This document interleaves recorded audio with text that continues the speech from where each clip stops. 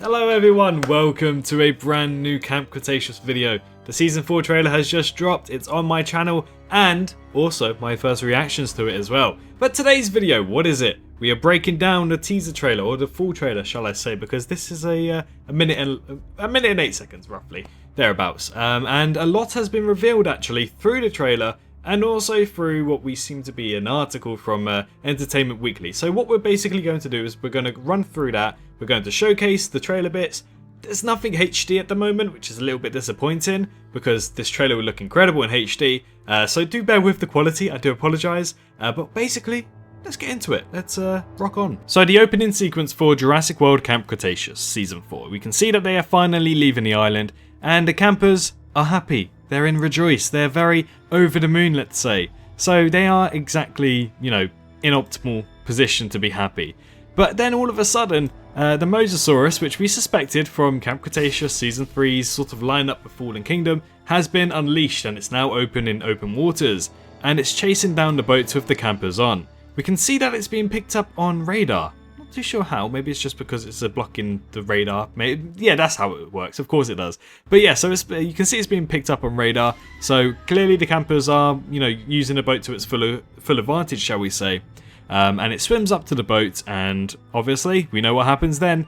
Jumps out of water, scares the campers, and I don't know why it's initiated its chance to attack the campers. I don't entirely know why. Maybe it's just been provoked, maybe it's hungry and it's the only food source it has. But yes, we can see that it does in fact jump out of the water, looks towards Darius by the looks of it, because you can see its eye if you stop at a perfect second. And then somehow it whale flips onto the boat. I don't know why, but that's not the weirdest thing about this trailer, so let's get into the other scenes. So then we are met with a scene of Darius opening his eyes, and it's very blurry, and then all of a sudden the campers, all 6 of them, arrive on this mysterious island shipwrecked. Doesn't seem like that ship's going to work, so yeah, how are they going to get off this island?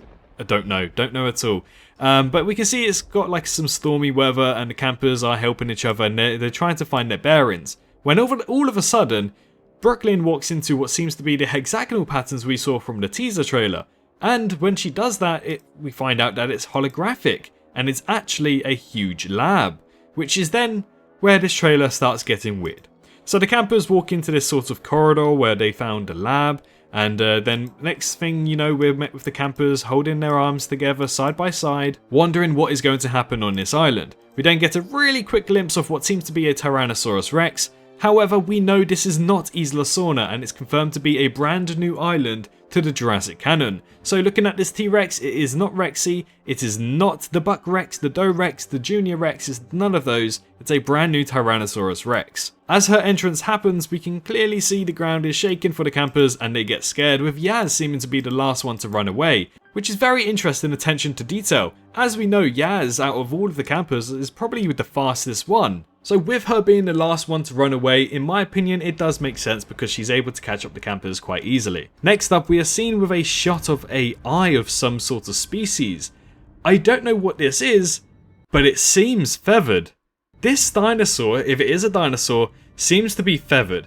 I don't know about you guys, but just looking around the eye, you can kind of see some feathers and some sort of feathering. So it seems like feathered dinosaurs are happening in Camp Cretaceous. Obviously, we know feathered dinosaurs are most likely going to happen in Jurassic World Dominion, so this is probably their first introduction. After this scene, we are met with a scene of Darius jumping into the water with some rope, and I'm not too sure why he's doing that. I can't really see anything in the background besides some weed and kelp floating about. So it is intriguing as to what he may be receiving, because why would you jump in the water if you have no purpose to? He's also tied with some ropes as well, which implies that the campers are there watching him, making sure he will be safe to pull him out when needed. Next up, we are met with Ben holding what seems to be a stick of fire and going through a very tight crevice in a mountainside. Now, we are speculating what this could be. However, in the later scenes, we can find out that it is something to do with a saber-toothed tiger, which we'll talk about in just a jiffy. After this scene with Ben, we are met with a Tyrannosaurus Rex, what seems to be biting down on some Manticorp drones. And Sammy asks, where are they taking the dinosaur? Because in the next scene, it seems like they're transporting the dinosaur, or implying that they should move the dinosaur, or trying to move the dinosaur, shall I say, away from the redwood forest. Looking at the Rex's thighs, you can quite clearly see it's just had a battle. It has blood on it, it has scars, so there are going to be some deceivious things that are going to happen on this brand new island. It seems like they may actually be forcing these Rexes and these dinosaurs to fight, which again, I'm pretty sure is happening because we saw the Rex and the Kentrosaurus face off in images and also during this trailer. After this scene, it gets really weird. Really weird. We're then met with a snow biome with some snowmobiles going through, and then what seems to be the Robo-Dog. Yeah, basically it's attacking the glass with some sort of pulse energy, or energy pulse shall I say, and trying to attack Ben and Darius in what I assume might be one of those snowmobiles because of the shape it has. And also in the next scene we are seeing this doggo chasing down this red sort of vehicle, which I assume the campers are in as well. Now the next scene, very interesting. This is our first introduction of the saber-toothed tiger in the Jurassic canon. This has not happened anywhere, and we have never cloned a saber-toothed tiger until now. Now we can clearly see that a saber-toothed tiger is entering the Jurassic universe. We finally get to see it after many years of seeing plushies and toys and all of that jazz in the stores. We get to see it on the small screen, kind of, not really a big screen, but small screen. Either way, its first introduction seems to be with Ben fighting off the saber-toothed tiger with the stick of fire, as I said earlier. And we can clearly see that Darius, Brooklyn, Kenji, Sammy and Yaz are behind Ben as the saber-toothed tiger seems to be circling them, and they seem to have made some sort of campfire as well, so they are aware that they are probably stranded on this island and have to survive again. However, taking a really nice look at this saber-toothed tiger, you can clearly see it's a really good model. I am intrigued about the story about the saber-toothed tiger because we haven't seen it anywhere, and if it is in Jurassic World Dominion, obviously its backstory is going to be in 2016 Jurassic World Camp Cretaceous Season 4. Now a very quick scene here shows Kenji sliding into some sort of volcanic ash in my opinion. It's definitely down some form of a mountain slide, but I don't really know what it is. He's falling into something orange, let's say. And then the next scene is met with our first look at the Kentrosaurus in the winter biome. Now earlier on in this video I did state that maybe the campers are in those vehicles, and it does seem like there are some people in there, and I think I do spot Ben right there, right in the middle of that main one. So this is our campers' potential first time ever seeing the Kentrosaurus, and maybe it'll be one of those scenes where Darius talks about the Kentrosaurus for a little bit with nice music and we can see it. Clearly the Robo-Dog isn't chasing him down anymore, so that story's probably moved over. And just as I say that, we can see the Robo-Dog is in the water. So they must have defeated it somehow, maybe the ice cracked and it fell through, but it kind of spoils what the Robo-Dog is about, because it falls through the water. That's it. There's no way it's going to survive. Next up, we have some small scenes of Darius running through the forest and what seems to be some form of, I don't know, some dinosaur, let's say, trying to attack the campers. And as I said earlier, Camp Cretaceous Season 4 seems to be forcing dinosaurs to fight. The Manticorp drones that took over the Rex from earlier in the trailer, we can be seen next to the Rex again, but this time with the Kentrosaurus, which we are expected to see fight and take on each other, which is going to be a lot of fun. And then it kind of cuts where the Rex may have chomped on the Kentrosaurus's head to be a very dark scene. So that's unfortunate, but I find it really cool in my opinion. Next up, we have the money shot. The money shot. When I say money shot, it's money shot. The Spinosaurus, ladies and gentlemen, makes its return finally after over 20 years of waiting from Jurassic Park 3. Although, some people are saying that it's not the same one from Jurassic Park 3. The article says different, as we get into it in just a minute. But looking at the Spinosaurus, it definitely looks different than to the one we saw in the poster, so that's a good thing. I'm glad about that. However, the eye ridges are still a bit over-exaggerated and are a bit large. However, still looks pretty cool in my opinion. But looking at it, Brooklyn says this is new, but it's not new to anybody who knows about Isla Sorna. The Spinosaurus has been there for ages. And then we get the final shot of the campers turning away, running away without Darius. I wonder where Darius is. However, Brooklyn is also holding some form of device, maybe a tablet, that seems to be of white colour, and maybe this is a way to track down the dinosaurs to see where the dinosaurs are. Maybe they stole it from Manticorp. But again, we can see the Spinosaurus does in fact chase them down, and then we get the cinematic ending of Jurassic World Camp Cretaceous, and then met with a secret facility where the campers are most likely going to try and explore, let's say. And December 3rd, Netflix. All in all, that was a really good trailer. Obviously, some things in that trailer aren't going to be entirely likeable from some people. I'm not too fussed about, you know, going onto a new island with new dinosaurs, and just don't like the holographic type of thing. And robotic dinosaurs are confirmed. Yes, a robotic dinosaur, which we'll talk about as we check out this article where the trailer was. So taking a look at this article, we can clearly see there are a few images here. I have spoken about it, but I didn't really put it into another video because I didn't think it was worth it. So I am going to skim read it, but the article will be found in the description if you wish to read all of them. Basically, Entertainment Weekly had an article with what seems to be Scott Creamer, which is a showrunner on Jurassic World Camp Cretaceous. And he says how the campers can't really catch a break and that they have fallen upon a brand new island. Not Isla Sorna, not Isla Muerta, some brand new island never before seen in Jurassic canon, and it's not part of the Las Cinco Muertas. We also have a pretty cool image here. I believe it's from the trailer, but it seems like the campers, obviously being wet from the ocean, they are now very cold. However, that is not the best image we have. Moving on, the trailer begins with a rare moment of hope. The kids are sailing away from their nightmare of an island and all the deadly creatures that have tried eating them over these past months. Now we talk about the island. First things first, where the heck are these kids? I don't want to get too spoilery, but it is not Isla Sorna and it is not one of the 5 deaths, says Scott Creamer. This island is previously unseen in the Jurassic canon. The kids are basically going to have to figure out what the heck is going on, as opposed to other reasons and seasons where the audience was ahead of them and knew what was going to happen. And he is right, honestly, we knew what was going to happen. The campers weren't going to die, we knew the Fallen Kingdom timeline, but now we don't. We don't know what is going to happen here, who's going to survive, where the story is going to end up, but all we know is Velociraptors are confirmed. Taking a look, we have some really cool Velociraptors. I do like them. I don't entirely know what they are. Maybe they're JP3 Raptors, maybe they're similar blue Raptors.